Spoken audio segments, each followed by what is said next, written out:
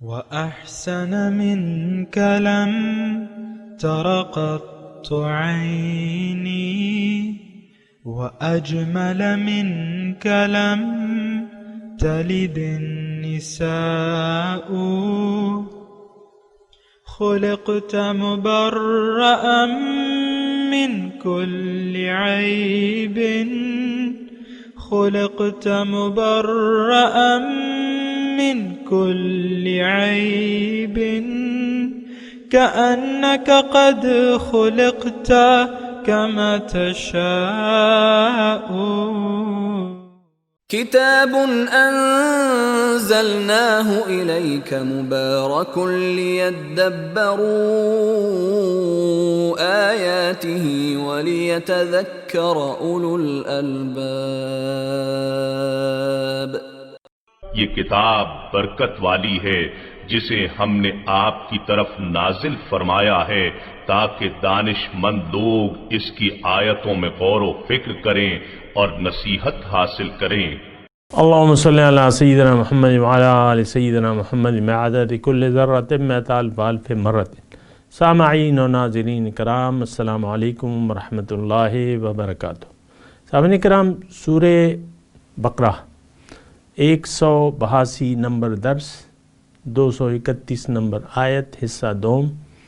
آج کا موضوع، کیا ہم دنیا کو دل دے بیٹھے ہیں؟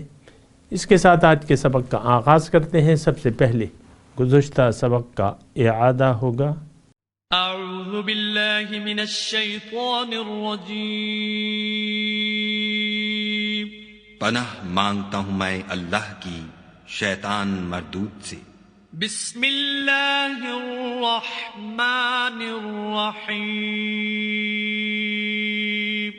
شروع اللہ کے نام سے جو بڑا مہربان نہایت رحم والا ہے. وَإِذَا طَلَّقْتُمُ النِّسَاءَ فَبَلَغْنَ أَجَلَهُنَّ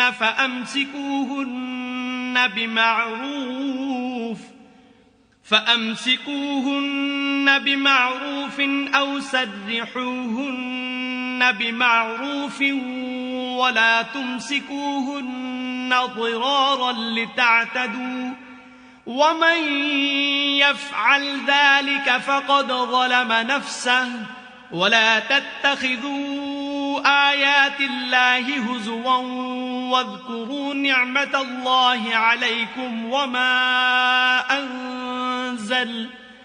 وَمَا أَنزَلَ عَلَيْكُمْ مِنَ الْكِتَابِ وَالْحِكْمَةِ يَعِظُكُمْ بِهِ وَاتَّقُوا اللَّهَ وَاعْلَمُوا أَنَّ اللَّهَ بِكُلِّ شَيْءٍ عَلِيمٌ. اور جب تم عورتوں کو 2 دفعہ طلاق دے چکو اور ان کی عدت پوری ہو جائے تو انہیں یا تو حسن سلوک سے نکاح میں رہنے دو یا بطریق شائستہ رخصت کر دو، اور اس نیت سے ان کو نکاح میں نہ رہنے دینا چاہیے کہ انہیں تکلیف دو اور ان پر زیادتی کرو، اور جو ایسا کرے گا وہ اپنا ہی نقصان کرے گا، اور خدا کے احکام کو ہنسی اور کھیل نہ بناؤ. اور خدا نے تم کو جو نعمتیں بخشی ہیں اور تم پر جو کتاب اور دانائی کی باتیں نازل کی ہیں جن سے وہ تمہیں نصیحت فرماتا ہے ان کو یاد کرو اور خدا سے ڈرتے رہو اور جان رکھو کہ خدا ہر چیز سے واقف ہے. سامعین کرام، سورہ بقرہ آیت نمبر 231.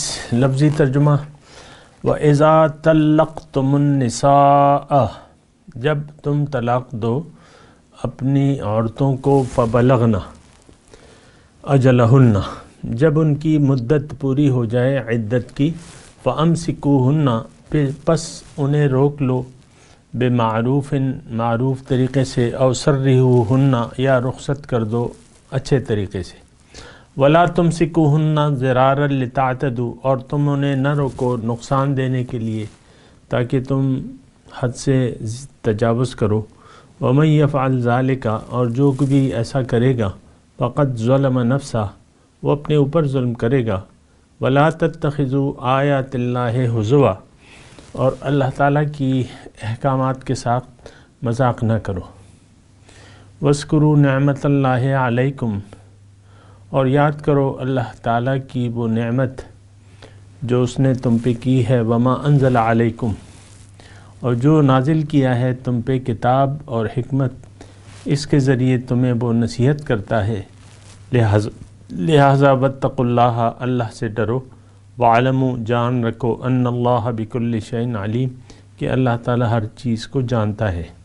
سامعین اکرام، بنیادی آیت ہے اور اس میں بہت ہی گہرا مضمون ہے، اور ابتدا اس یعنی مضمون تو جاری ہو رہا ہے زوجین، حقوق زوجین کے بارے میں، اور طلاق کے معاملات جو ہیں وہ تذکرہ ہو رہے ہیں، اور اس سے پہلے جو آیت تھی اس میں بھی طلاق ہی کا مضمون تھا، اور آج بھی طلاقی کا مضمون ہے ابتدا میں، لیکن یعنی جو اس کا آیت کا مرکزی حصہ ہے وہ یہی ہے کہ وَمَن يَفْعَلْ ذَلِكَ فَقَدْ ظَلَمَ نَفْسَهُ، اس پہ ہم بات کر رہے تھے، اور ابھی بات جو ہے وہ یعنی جاری تھی کہ وقت اختتام پذیر ہو گیا، لیکن یہ ہے کہ ہم بات کر رہے ہیں کہ کیوں آخر اللہ تعالیٰ کے احکامات کو ہم نظر انداز کر دیتے ہیں، اور احتیاط کیوں نہیں کرتے، اس کی ہم بات کر رہے تھے۔ تو اس کی میں نے آپ کو وجہ بیان کی تھی کہ ہر وہ شخص جس کی زندگی خالص اللہ کے لیے نہ ہو، جو شخص اللہ سے ملاقات کا امیدوار نہ ہو، تو وہ ضرور جو ہے اللہ کی ہدایات کو نظر انداز کر کے زندگی گزارے گا، یعنی احتیاط سے کام نہیں لے گا۔ جیسے کہ اس آیت میں ہے نا فاتقوا اللہ واتقوا اللہ واعلموا ان اللہ بکل شیء علیم، اللہ کا تقوی اختیار کرو۔ دیکھیں اس بات کو ذرا سمجھنے کی کوشش کریں۔ عام طور پہ آپ دیکھیں ہم دنیاوی مفادات کے امیدوار ہیں، اور جو اصل فائدہ ہے اس کا ہم ایک یعنی اس کے لیے کوئی کوشش نہیں ہے، یعنی ہم کوشش کر رہے ہیں اس چیز کے لیے جو ہم سے رہ جانے والی ہے یا ہم سے چھوٹ جانے والی ہے، جو خرچ ہو جانے والی، اس کے لیے یعنی ہمارا سارا پروگرام جو ہے اسی لیے یعنی ہمارا پروگرام ہم نے اسی لیے بنایا ہے، اور ہم دنیا میں زندگی دنیا کے لیے گزار رہے ہیں۔ لیکن یہ بنیادی باتیں ہیں، اگر آپ اس کو سمجھیں اور تو یہ بہتر ہوگا آپ کے لیے۔ میرا تو کام صرف پہنچانا ہے آپ تک ایک بات، تو بہرحال ہو سکتا ہے میرے کہنے میں کوئی کمی ہو، لیکن یہ ہے کہ آپ کو تو اللہ تعالیٰ نے عقل دی ہے، تو آپ خود سمجھنے کی کوشش کریں۔ دیکھیں دنیا میں ہم اپنے نفع اور نقصان کا خود خیال کر کے ایک بات کا فیصلہ کرتے ہیں۔ دوبارہ بات کہوں یہ چلیں کہہ دیتا ہوں، لیکن ذرا غور کریں۔ دنیا میں میں اور آپ جو زندگی گزار رہے ہیں، ہر مرد و عورت یعنی جہاں تک یعنی بہرحال مرد اور عورت تمام لوگ، خواہ وہ جوان ہو یا یعنی زندگی کے جوانی کے بعد جس سٹیج میں بھی ہو، تو وہ اپنے نفع اور نقصان کو یعنی مد نظر رکھ کر جو ہے وہ کرتا ہے، فیصلے کرتا ہے۔ نفع کے لیے ہم زندگی گزارتے ہیں، نقصان کے لیے زندگی نہ گزارتے ہیں، نہ گزارنا چاہتے ہیں۔ اس بات پہ بھی ذرا آپ غور کریں۔ تو نفع والی جو چیز ہے اس پہ تو ہمارا یقین نہیں ہے، پہلی بات۔ نفع والی چیز، فائدے والی چیز کیا ہے کہ ہم اللہ کو بطور منزل یا مقصود حیات مان لیں، یقین کر لیں کہ اللہ ہی میری منزل ہے، اور میرا فائدہ زندگی کا اس میں ہے کہ میں اللہ کے لیے زندگی گزاروں، اللہ کو منزل بنا کے۔ لیکن افسوس سے یہ کہنا پڑتا ہے کہ ہم نے غلط راستے کا انتخاب کر لیا ہے، غلط منزل کا انتخاب کر لیا ہے، اور ہم نے دنیاوی مفادات کے عوض آخرت کو بیچ ڈالا ہے، یعنی آخرت کے فائدے کو قربان کر دیا ہے۔ اور یہ بڑی اہم بات ہے، اگر آپ دیکھیں اور سوچیں اور سمجھ سے کام لینا تو یہ بڑی اہم بات ہے، اور یہ بڑی اولئک الذین اشتروا الضلالۃ بالہدیٰ کے الفاظ ہیں قرآن میں، جو میں نے آپ کو بات بتائی ہے نا، قرآن نے ان الفاظ اولئک الذین اشتروا الحیاۃ الدنیا بالآخرہ، اور یہ ایک جگہ یہ بات نہیں ہے۔ جس نے بھی دنیاوی مفادات کو اختیار کر لیا اور اخروی مفادات کو نظر انداز کر دیا، قرآن کی نظر میں یہ شخص کافر ہے، انکار کر رہا ہے، منکر حق ہے، آخرت کا انکاری ہے۔ اور اگر مجھے آپ کہنے دیں تو اصل میں بات یہ ہے کہ ہم سب لوگ یعنی زبان حال سے آخرت کا انکار کر کے زندہ ہے۔ اخروی مفادات کی ہمارے نظر میں کوئی اہمیت نہیں ہے، یہاں تک کہ اللہ تعالیٰ کی رضا کی بھی ہماری نظر میں قطعاً سر منہ کوئی حیثیت نہیں ہے، بال برابر کوئی حیثیت نہیں ہے اللہ کی رضا کی۔ آپ دیکھ لیں، یعنی میں پاکستان کی بات کر رہا ہوں کہ ہر شخص دیکھ لے کہ یہ کس لیے زندہ ہے۔ ہم لوگ دنیا کے لیے زندہ ہیں۔ دیکھیں، میں اگر یہاں بیٹھا بھی ہوں اور آپ کے سامنے بات کر رہا ہوں تو یہ میں نے آپ کو کافی مرتبہ کہا ہے، پھر آج کہہ رہا ہوں کہ یہ کوئی روایتی درس نہیں ہے، یہ تو اصل میں فائدے اور نقصان کی ہم بات کر رہے ہیں۔ اور روایتی طور پہ مجھے تسلیم ہے کہ بعض لوگ روایتی طور پہ اس درس کو سنتے ہیں، لیکن یہ ہے کہ یہ روایتی چیز نہیں ہے۔ قرآن کے بارے میں اللہ تعالیٰ نے فرمایا ہے کہ اِنَّهُ لَقَوْلٌ فَصْلٌ وَمَا هُوَ بِالْهَزْلِ، یہ قول فیصل ہے اور اس مذاق نہیں ہے۔ ہم نے تو مذاق سمجھ لیا ہے، جیسے کہ آج کی آیت میں اللہ تعالیٰ نے ہمیں روکا ہے کہ وَلَا تَتَّخِذُوا آیات اللہ ہزوا، اللہ کے احکامات کو مذاق کا نشانہ نہ بناؤ۔ ہم نے تو مذاق بنا لیا ہے، اپنی روح سے بھی، اپنے آپ سے بھی ایک کھلواڑ کر رہے ہیں۔ دیکھیں، تھوڑا سا غور کریں، مجھے جلدی نہیں ہے کہ میں جلدی سے آپ کو یہ آیات کا ترجمہ کر کے آگے بڑھ جاؤں۔ تھوڑا سا سوچیں، اور یہ آیت اصل میں ایسی ہے، جو آیت نمبر 31 ہے سورہ بقرہ کی، یہ ایسی ہے کہ یہاں رک کر سوچا جائے، کیونکہ اللہ تعالیٰ نے اس میں ہمیں جو حقیقت ہے ہماری وہ بتائی ہے کہ ہم کیا کر رہے ہیں۔ یعنی ہم جو ہے عملی طور پہ مذاق اڑا رہے ہیں اللہ تعالیٰ کے احکامات کا۔ یہاں وَلَا تَتَّخِذُوا آیَاتِ اللَّهِ ہُزُوًا، اور دوسری یعنی اس آیت کے دو حصے ہیں،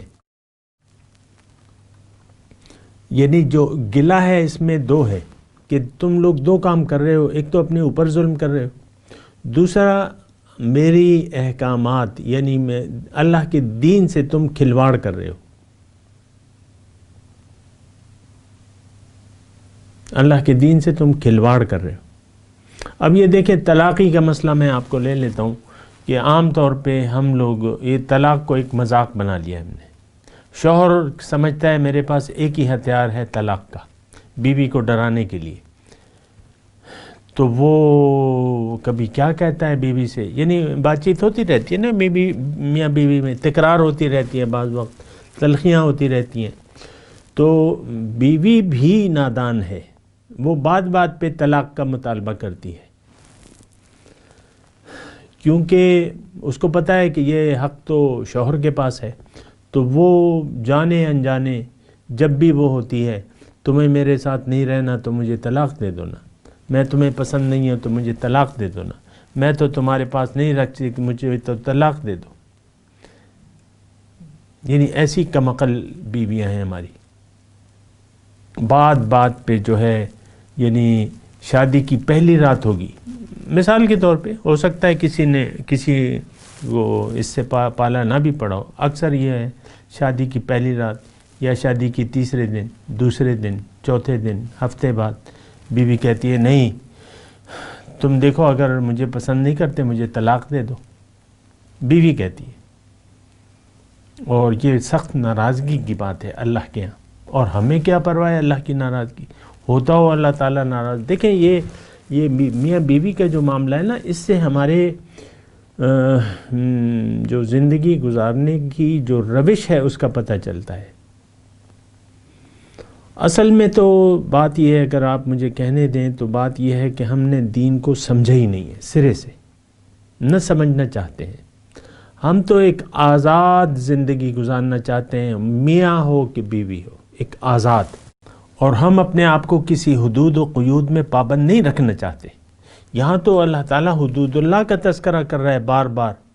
تلک حدود اللہ فلا تعتدوها ومن یتعد حدود اللہ فقد ظلم نفسہ او کما قال. ابھی آیت نمبر 229 نے ہم نے پڑھی ہے. تلک حدود اللہ فلا تعتدوها ومن یتعد حدود اللہ فاولئک هم الظالمون. یہ دیکھو اللہ تعالیٰ کی حدود ہیں، حدود و قیود ہیں. ومن یتعد حدود اللہ فاولئک هم الظالمون. جس نے بھی اللہ تعالیٰ کی حدود کو حد سے تجاوز کیا تو یہ لوگ ظالم ہیں. اب یہ ظالم جو ہیں، یہ ظالم، ایک بات اس پہ اور بھی غور کریں نا، میں ایک نقطہ آپ کی طرف. ظالم، آپ یہ پوچھیں کہ یہ ظالم ظلم کس پہ کرتا ہے؟ ظالم قرآن کی روح سے ظالم جو ہے ظلم اپنے آپ پہ کرتا ہے. من یفعل ذالک فقد ظلم نفسہ.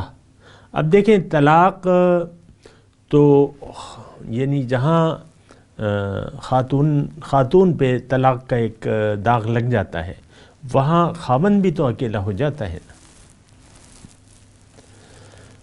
یعنی بعض اوقات تو ایک سازش ہوتی ہے، یا خاوند کی طرف سے یا بیوی کی طرف سے. بیوی نے آشنائیاں بنائی ہوتی ہیں، کسی اور سے وعدے وعید کیے ہوتے ہیں. بعض اوقات خاتون جو ہے وہ سازش کر کے اپنے خاوند کو زہر دے دیتی ہے یا مروا دیتی ہے، کسی کو پیسے دے دیتی ہے، ایسا بھی ہوتا ہے.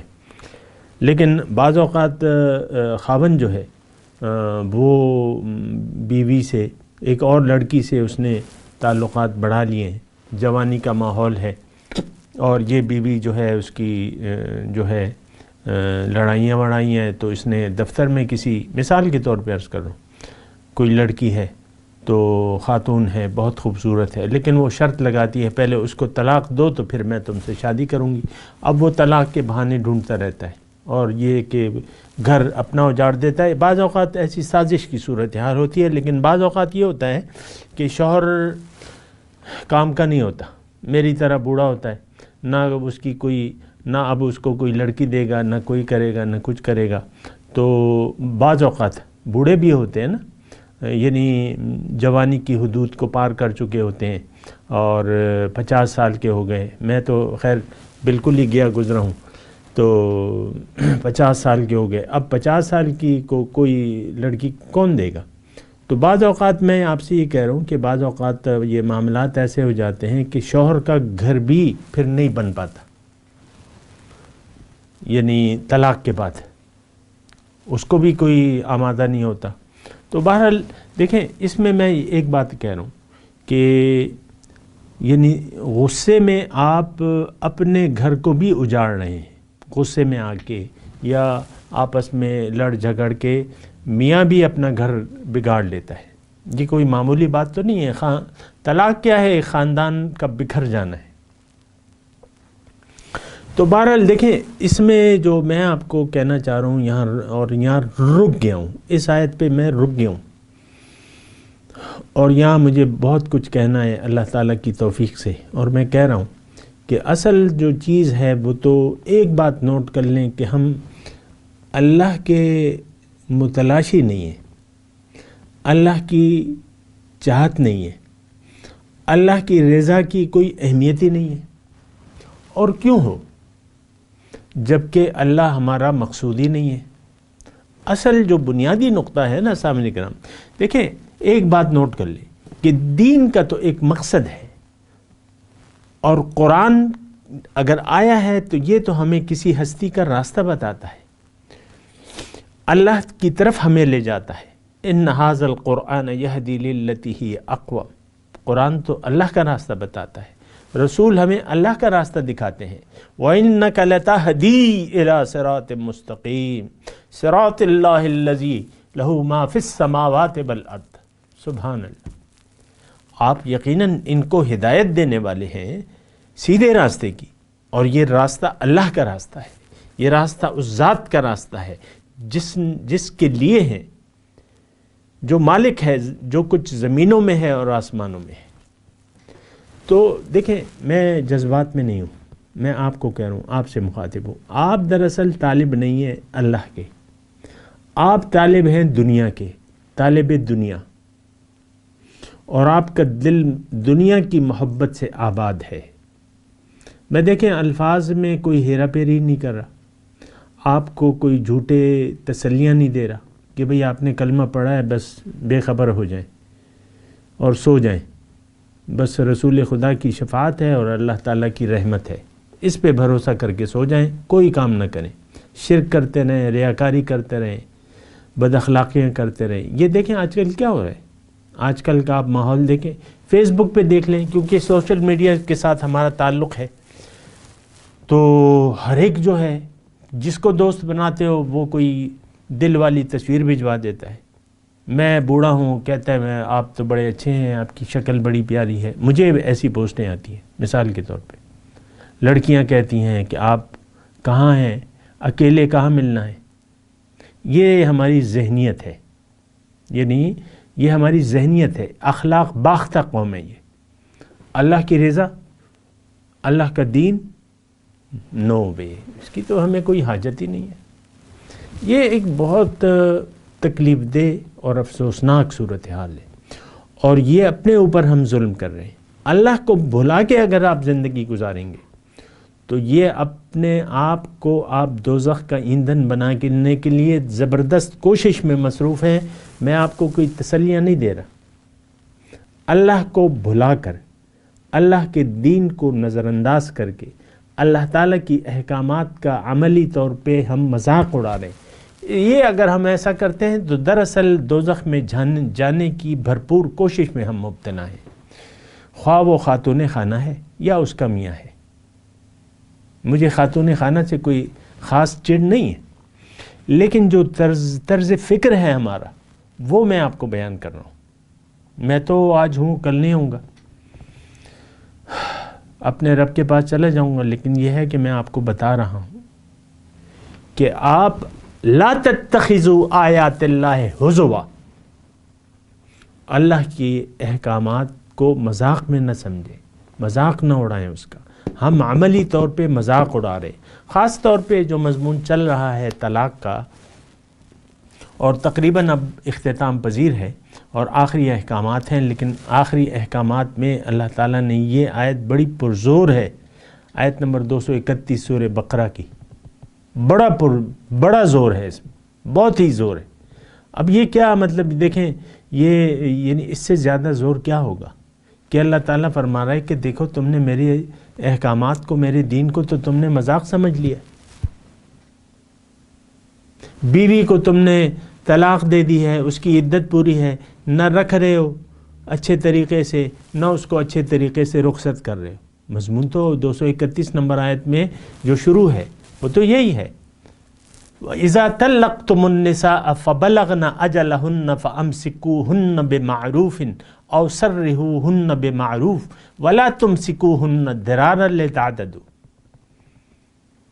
مَنْ يَفْعَلْ ذَلِكَ فَقَدْ ظَلَمَ نَفْسَهُ وَلَا تَتَّخِذُوا آيَاتِ اللَّهِ هُزُوًا وَاذْكُرُوا نِعْمَةَ اللَّهِ عَلَيْكُمْ وَمَا أَنزَلَ عَلَيْكُمْ مِنَ الْكِتَابِ وَالْحِكْمَةِ يَعِظُكُمْ بِهِ وَاتَّقُوا اللَّهَ وَاعْلَمُوا أَنَّ اللَّهَ بِكُلِّ شَيْءٍ عَلِيمٌ۔ بڑی پرزور اس میں تقریباً ناراضگی کی حد تک اللہ تعالی ہم سے مخاطب ہے کہ وَلَا تَتَّخِذُوا آيَاتِ اللَّهِ هُزُوًا۔ اور ہم نے تو دیکھیں عملی طور پر آج یہ طلاق کے مضمون تو مطلب ہے شامل، خانہ کی معاملات ہمارے اسی طریقے سے ہیں، کیا بیوی کیا اس کا شوہر، آپ کو میں نے پہلے کہہ دیا، شوہر بھی طلاق کی دھمکیاں دیتے رہے، بات بات پہ طلاق کا نام لیتا ہے، ڈراتا ہے بیوی کو، بیوی اس سے زیادہ تیز ہے،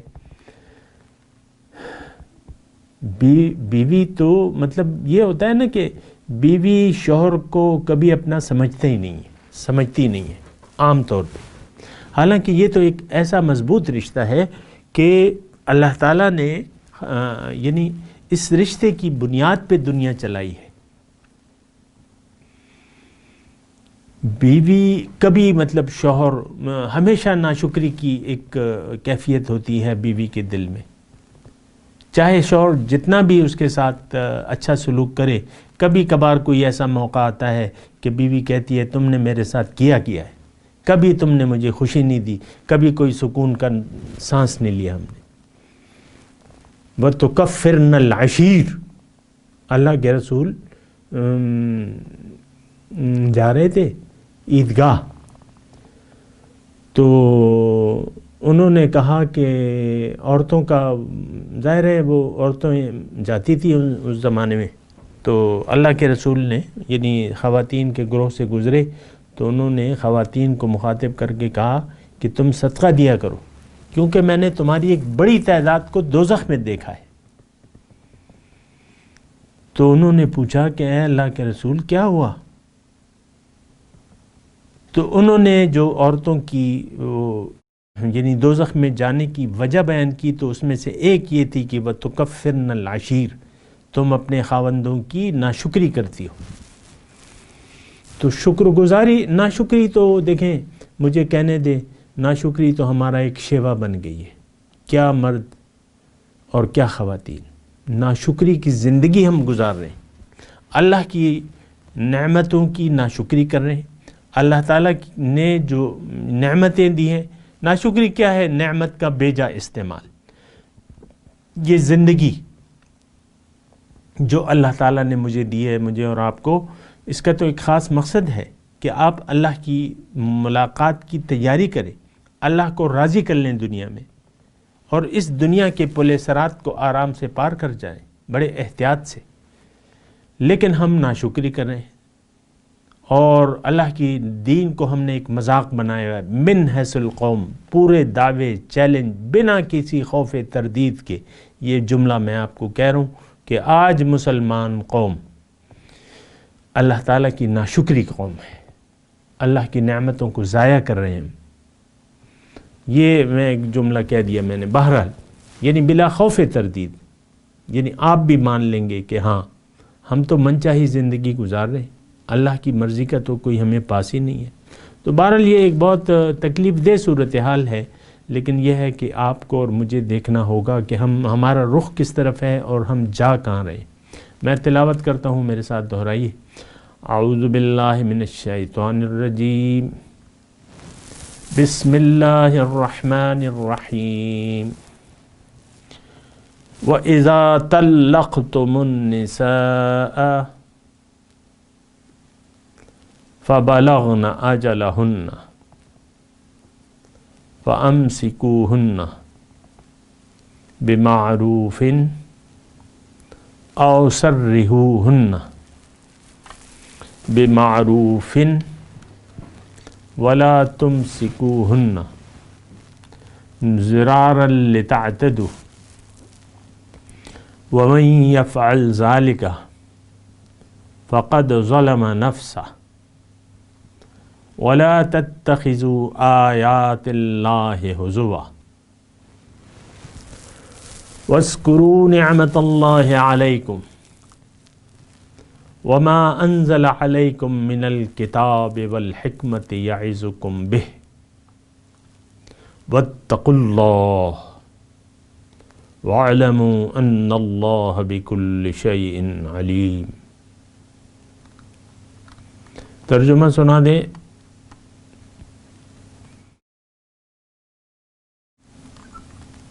وَإِذَا طَلَّقْتُمُ النِّسَاءَ، جب تم طلاق دے چکو عورتوں کو، فَبَلَغْنَ أَجَلَهُنَّ، پھر جب وہ اپنی عدت کی میعاد پوری کر لیں، فَأَمْسِكُوهُنَّ بِمَعْرُوفٍ، پس انہیں روک لو اچھے طریقے سے، او سرحوہن بمعروف، یا انہیں شائستہ طریقے سے رخصت کر دو، ولا تمسکوہن ضرارا لتعتدوا،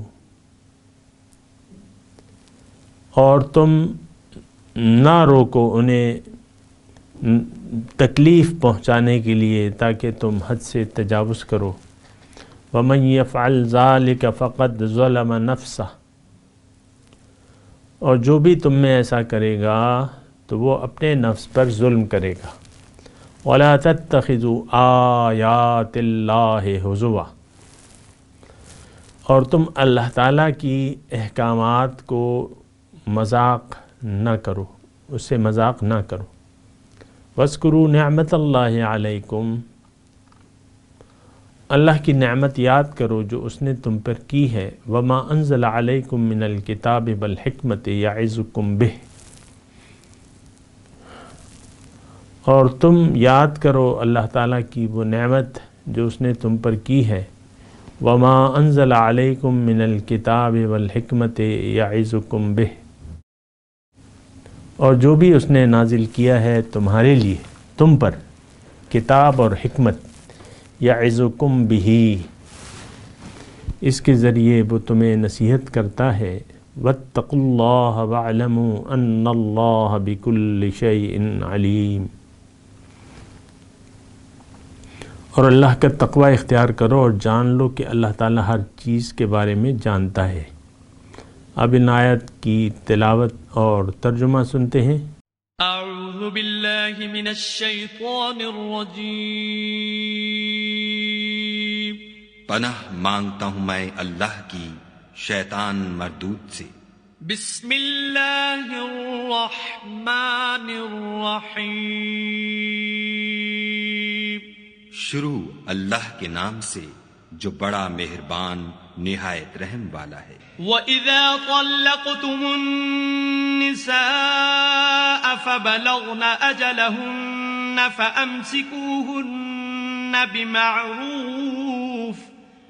فَأَمْسِكُوهُنَّ بِمَعْرُوفٍ أَوْ سَرِّحُوهُنَّ بِمَعْرُوفٍ وَلَا تُمْسِكُوهُنَّ ضِرَارًا لِتَعْتَدُوا وَمَن يَفْعَلْ ذَلِكَ فَقَدْ ظَلَمَ نَفْسَهُ وَلَا تَتَّخِذُوا آيَاتِ اللَّهِ هُزُوًا وَاذْكُرُوا نِعْمَةَ اللَّهِ عَلَيْكُمْ